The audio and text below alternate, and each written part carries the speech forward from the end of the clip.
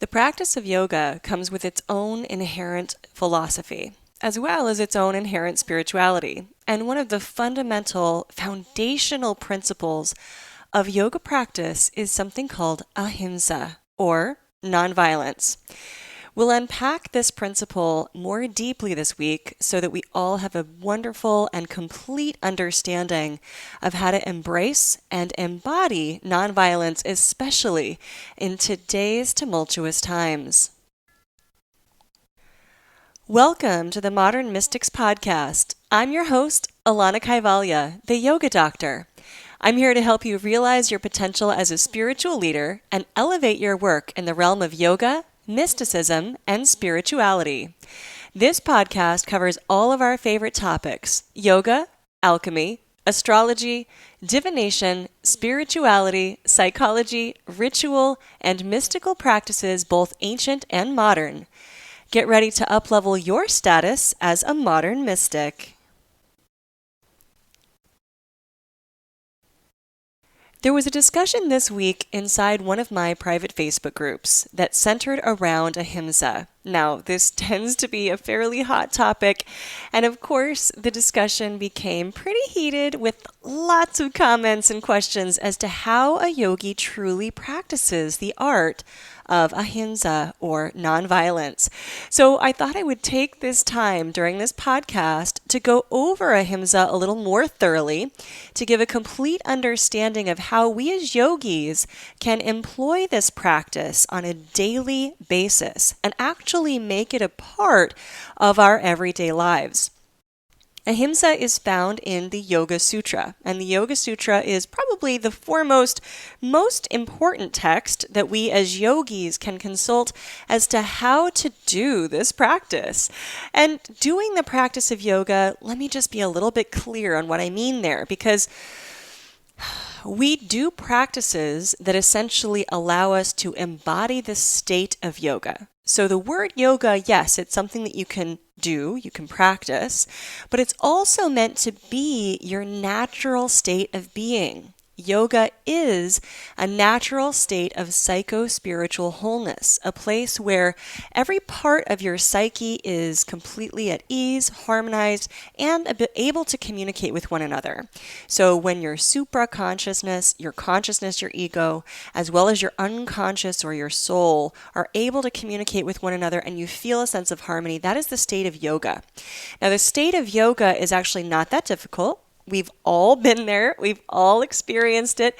You've experienced it in those moments that you feel a sense of aesthetic arrest. That's a term from James Joyce. He says aesthetic arrest is that moment that you're locked into just being with something. Like, for example, when you see a stunning piece of art, or when you're falling in love, or when you're out in nature and everything else seems to drop away. Those moments of elation and connection, those are moments of yoga.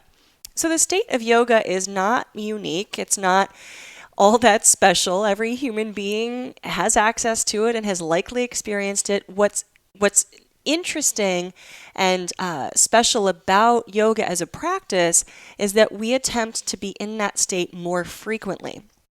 We actually want to employ that state of blissful connection for longer durations of time, and that's really where the practice is, so that we're able to employ this state of yoga for longer periods of time so that we can make excellent decisions. Okay? Yoga as our natural state is not actually the goal. It's merely one more practice among many that we do in order to make excellent decisions. So I've spoken on a previous podcast about the supposed quote-unquote goal of yoga. And it's podcast number 27, by the way, if you want to go back and listen to it. So the supposed goal of yoga being not enlightenment, but rather this ability to make excellent decisions. It's so much easier to make fantastic decisions for yourself when you have this more blissful and connected state of mind. So I wanted to dial it back a little bit and just go over that, because every other practice that we do is meant to create this space where we can make great decisions, to give us some guidelines, parameters, to create more resilience, to create less stress. All of the things that we, quote, do in yoga facilitate this ability to make great decisions. If we're highly stressed, it's not likely we're not going to make very great decisions. If our psyche is not communicating well with all the parts of itself, it's likely that we're not going to make great decisions. And you know this when you haven't followed your intuition, or you've missed that sense of inspiration and haven't gone down that path. And, likely that wasn't a good decision. And hindsight is always 20/20. And if we look back, we say to ourselves, oh man, I wish I would have followed my gut, or I wish I would have pursued that inspiration. But we didn't. And so we live and we learn, and hopefully moving forward, we continue to make great decisions. So in the Yoga Sutra, which was written by Patanjali, he outlines what is essentially an 8-fold plan for the ability to build this state within yourself so that you can make great decisions. And all of these 8-fold steps, they're not sequential or hierarchical. You're not supposed to start with step 1 and end with step 8 and check the box and you've gotten there and yay, you're done with yoga. It doesn't work like that. You can do any and all of these steps any and all of the time. And they're all essentially recommended as ways to help you get to this place where you can make excellent decisions. Because really, as a human being, that's what you do all day long. You make decisions. From the moment you wake up, do I hit the snooze button? Do I go back to bed? Do I hit the snooze button again? Do I start my day with a delicious breakfast? Do I eat healthy? Do I not? What do I wear? From small, stupid, seemingly insignificant decisions to the very, very big decisions that seem to be rocking our world right now. We're just bombarded by them all day long.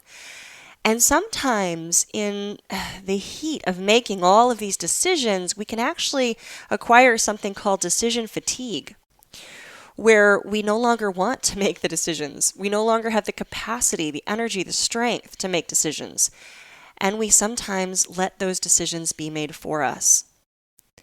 So as a human being, one of our most important capacities is decision making. And ultimately, the practices of yoga are going to help you to set the stage for great decision making. This is called viveka. This is the Sanskrit word viveka. Viveka means discernment. Your ability to discern for you as an individual what is the best decision possible. So the way that I like to describe this is essentially that as you make your decisions, what you're doing is choosing, hopefully, to lean toward the light. Because every single decision that we make, from the small ones to the big ones, all have both positive and negative consequences. Every decision, when you extrapolate it out, is going to have both positive and negative consequences. Sometimes we don't know or understand what those consequences will be. We don't have that crystal ball to predict what the consequences will be and which one we want to choose. We just don't know. The best we can do every time we make a decision is to choose the thing that is going to help us as individuals lean toward the light. And we must understand that every time we make a decision, it's personal, it's individual. There will never be a decision that is right for everyone all the time. And I know that that's difficult to hear because many of us have ideas about how we should live in the world and what we should do and what our values should be. And many of us as a group might agree, but for everyone all the time, it's not likely that we're going to get that kind of buy-in. So we as individuals have to be comfortable with every decision we make on an individual level, in that it's going to help us lean toward the light as much as possible, knowing that even when we choose individually something that is absolutely right for us, it may actually be a wrong decision for someone else. This is going to happen. This is going to happen all the time. And we run into this all the time. And we run into this oftentimes with the people that we love the most, or with the people that we live with, or our communities, or our cultures. Okay, so this is where this tension starts to rise. And this is where the practice of ahimsa becomes important. So let me give an example. Many of us have one idea about who to vote for. And we believe very, very strongly about who to vote for. And we have so many reasons why this one person is the right person to vote for. But there will be an entire big, huge group that is completely opposite. And the one to vote for them is different. And we can spout all the reasons why the one to vote for is the one we choose and not the one they choose, and how what they're choosing is wrong. But that causes more tension. That causes more harm. And of course, we see this playing out in our political atmosphere in our various countries. I live in America. It's certainly happening here. But we also see that playing out a lot within families. When you go home for, say, Thanksgiving or a holiday, and you and some of your family members disagree on who to vote for. And it causes tremendous tension within families because the decision that is right for one person is not right for the other person. Now again, we all want to stand on our soapbox and say, but no, we are the ones who are right. Our decision is the best one. And I understand that. Trust me. I have my own opinions on this too. I do. But ultimately, as yogis, what we need to ask ourselves is, do we want to be right, or do we want to be free? Now, there are many words that describe the state of yoga, okay? The word yoga is one of them, this state of psycho-spiritual bliss and wholeness. But there's other words like moksha, which means liberated from the fate of our decisions, okay? It's a sense of freedom. There's another word, my favorite, kaivalya, and it also indicates freedom. Freedom from tension, freedom from fear, freedom from the feeling of otherness. Freedom is a cornerstone, a foundation of the principles of yoga. So if you were wondering whether we want to be right or whether we want to be free as yogis, yoga philosophy would tell us that we want to be free. Now, this isn't easy. None of the practices are meant to be easy. They're meant to help you through the most difficult, challenging times of your life. And it's best to do the practices when life is easy and things are going smoothly, so that you build the resilience and the habit to continually choose what is best for you, even when those choices become incredibly difficult. Now, let's talk a little bit about ahimsa. So ahimsa is the principle of nonviolence. Yoga philosophy, the foundations of this philosophy do center around peace, nonviolence, and a movement toward love. So if you're ever wondering where to stand on a specific issue, and there are many issues that are vibrantly alive today and that need us to take a stance, and if you're ever wondering which way do I lean, what do I choose, in terms of yoga philosophy, always do your best to lean toward love, away from fear, toward light, away from what feels dark or heavy. We want to lean toward what will make us more free. Now, that's not always going to be the easy choice. But again, as human beings, our lives are filled with choices and we must make them. There is nothing about yoga that is passive. We are not here to bury our heads in the sand. We're not here to dismiss the issues. We're not here to pretend they don't exist. We are here to face them head on, but without anger, without fear, and with an open heart to the best of our ability. That's how we do it. So ahimsa is a part of a grouping inside the Yoga Sutra called the yamas. So in terms of our eightfold path, which is called the Ashtanga path, the very first directive Patanjali gives is in regards to the yamas. And these are directives on how we treat others. So basically, he's organized this 8 limbs from the most external or the most gross, and gross meaning like the most worldly, not ew. So from the most external or the most gross to the most internal and the most subtle. That's just how he's organized them. There's no hierarchy. It's not like, must do step 1 before step 2. It's just the framework of the organization from the most external to the most internal, from the most gross to the most subtle. Okay, so we've got the yamas, which are the directives on how to treat others, because we are in the world. We are yogis in the world. We have others around us. They are there. There's nothing we can do about it. They're always going to be there. So if we have to interact with others, Patanjali says, here are some things you can do to make your life a little bit easier when you're handling other people. And in the yamas, which are the word yama typically translates as restraint. I don't love that translation because, I don't want us to feel like we're limited, and I feel like that translation of yama makes it feel like limited. It's really more of just good behavior. Yamas are good citizenship. How to be a good citizen are the yamas, and there are 5 of them. Okay, so within this one directive, he said, okay, here are 5 different things you can do. So the first is ahimsa, which is this nonviolence piece. The second is satya, which is truthfulness. It mostly has to do with your speech. Ashdeya is non-stealing. So don't take stuff from other people. Brahmacharya is the wise use of your creative or procreative, your sexual energy, because typically you're having sex with other people under most circumstances. And aparigraha, which is non-hoarding. Okay, don't keep more than you need.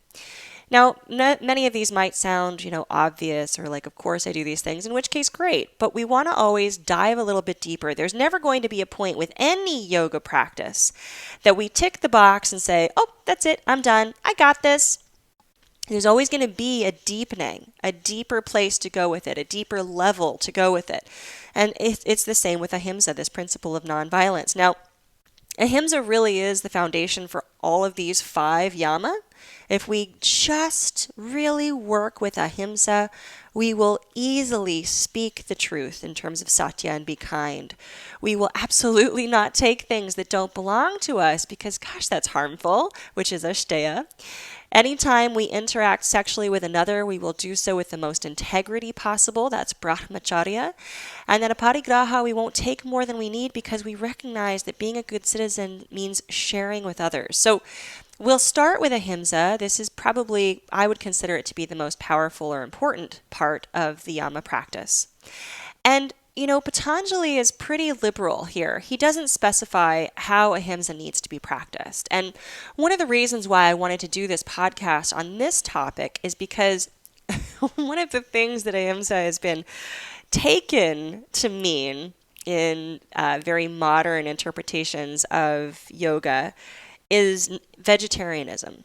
If you are practicing ahimsa, you must be vegetarian, and I will say flat out to you that this is not the case. If Patanjali wanted all yogis to be vegetarian, he would have listed it here. He would have said, oh, and also vegetarianism. But he did not. He is very specific. He is very careful about his word choices throughout the entire sutra. So he doesn't say, must be vegetarian. This is an interpretation that modern yogis have saddled onto ahimsa, and perhaps a little, it's not necessary. They took some liberties there because, again, there isn't one choice that is right for everybody. There's not one way to do this. So let's get more to the heart of ahimsa to understand why being a vegetarian may or may not be the right choice for you as an individual, and to liberate yourself from any guilt you might feel about choosing one way or the other. Okay? So ahimsa is nonviolence. Really, we start when we consider the yamas with our most external behavior, which is actual deeds, actual things that we do. And we check that out. So I pretty much believe, and I'm fairly certain, that most of the people listening to this podcast, that you are fairly nonviolent people. that you don't go down the street kicking people in the shins, that, when someone crowds you on the subway, you don't simply just punch them in the face. I think for the most part, physically, in terms of our behavior, we are nonviolent. Now, if that is not the case, if at any point in our lives we do employ physical violence against another, that's not in alignment with the principles of yoga, and that's definitely something that we need to work out and, frankly, stop. So that's that. If you are not a physically violent person, then we take it deeper. And the next place we go is our words, the way that we speak. And that really also has to do with satya. So we have a whole other yama for that. And we want to speak in such a way that anytime people listen to us, that they leave our presence feeling uplifted, or at the very least, that they feel undiminished. Okay, and I'm going to say this again because this is so important, because so many of us right now in our society, in our world, with all of the social and political movements happening, we are speaking up. We are saying that it is not okay to use violence or physical force against other human beings, regardless of race, color, gender, anything. It is not okay. Many of us are speaking up clearly. When we speak up about what we believe, and I believe that we should do this, we should speak up, we want to speak in such a way that's not going to contribute to more harm. We want to speak in such a way that compels people to move toward the light, love, freedom, openness. One of the most adept people at this skill of satya, in my mind, was Martin Luther King Jr. He spoke about very, very difficult topics, about racism and violence in our culture. But he always did it in such a way that was inspiring, that left people who heard his message feeling uplifted, like, yeah, I can do this. Yes, I believe in this. Yes, I want peace. Yes, I want to be kind. Think of that anytime you speak about something that you believe in or that you believe is true for you. Speak about it in such a way that those listening, even if they believe something different, won't feel that you're speaking down to them or feel diminished. So that's our vocal speech. Now, once we've started to clean up our speech, which is so important because this is a primary way we interact with others, then really the heart of Ahimsa gets at our thoughts. Are our thoughts nonviolent? Do our thoughts show respect for others? Because if they don't, not only do they have the potential to harm those others, which is what we're concerned most about in terms of yamas, but they have the potential to harm ourselves too. It's like the Buddha would say, thinking negative thoughts about others or judging others is like drinking poison and hoping the other person will die. It doesn't work out that way. So clearing up our judgmental thoughts is the most important, because I always like to tell my students that Judgy Wudgy was a bear, but Judgy Wudgy had no friends. So anything we can do to alleviate our thoughts and free ourselves of judgment, it's going to ultimately benefit not just us, but the world around us. And this is really where Ahimsa gets down to brass tacks. Because many people who make a choice for themselves, and I'll give the example of vegetarianism because this tends to be the soapbox that people stand when they come to the practice of Ahimsa. And I've experienced this firsthand, many people who choose one way to eat believe that this is the only way to eat and often judge others for a different way of eating. And I have been the recipient of this many, many times, and I have also been the deliverer of judgment. There was a long time that I myself made one choice about how to eat, believed it was the correct choice, and very harshly judged others for making different choices. Anytime we judge others, we create fear, we create separation, and these things are fundamentally antithetical to yoga. Anytime we judge others, we cannot be on a same playing field with them. We feel that they are less than us or different from us, and we cannot find union with them, which is yoga. Anytime we judge others, we close down our own hearts and prevent love from flowing through us, and this is not yoga. Judgmental thoughts are damaging. Judgmental thoughts are violent. Judgmental thoughts are what specifically Ahimsa is designed to help alleviate. And in fact, Patanjali goes on to explain further that when you are disturbed by disturbing thoughts, which are these judgmental thoughts, your practice is to do the opposite, to actually think the opposite of those thoughts, to soften around those sharp edges, to remember that there is not one right choice, that everyone in their own time is doing the best that they can, and our work is not to judge them. Our work is to love them. That's what we're here for. That's how we create social change. That's how we facilitate the highest and best of all those that are around us and in our presence. That's how we encourage others to also lean towards the light, even as we as individuals make those little and big, sometimes difficult choices for ourselves every single day. This is a practice that is never ending. This is a practice that will be with us for our entire lives. I don't care how enlightened we are. The practice of not judging others for the choices that they make as individuals is such an important practice. This is how we facilitate positive change. This is how we allow others to most fully be who they are. By remembering that each individual is fighting their own battle that we know nothing about. And as yogis, as spiritual leaders, the best we can do is offer them kindness, compassion, love, and ahimsa, nonviolence, by ceasing to judge them with our thoughts. So, my friend, this is an incredibly important practice. It really is at the foundation and the heart of what we do as yogis, of who we are as yogis. This is how we will be supporters of positive social change. This is how we can hold the space for people who have differing views and opinions and still love them, still allow them to be who they are, still potentially speak so truthfully and clearly from a place of love and openness that we might show them a different way to lean towards the light. We might. They might not. They might not lean. They might stay stuck in their ways. And yet we still are free to love them. We don't have to vote the way they do. We don't have to agree with their thoughts or opinions. But if we want to be free, and we do, then we must love them. We must keep our hearts open. So at this time of tremendous and powerful social change, I honor all the work that you are doing. And I honor all that you are doing to stay in alignment with the principle of Ahimsa.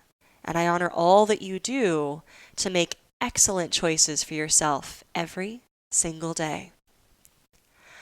Until next time, keep choosing love. Namaste.